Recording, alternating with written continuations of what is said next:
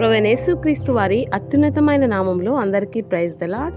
ఈరోజు దేవుని వాక్యము, మన ఎడల ప్రత్యక్షము కాబోవు మహిమ ఎదుట ఇప్పటి కాలపు శ్రమలు ఎన్నదగినవి కావు. రోమిలకు రాసిన పత్రిక 8వ అధ్యాయము 18వ వచనం.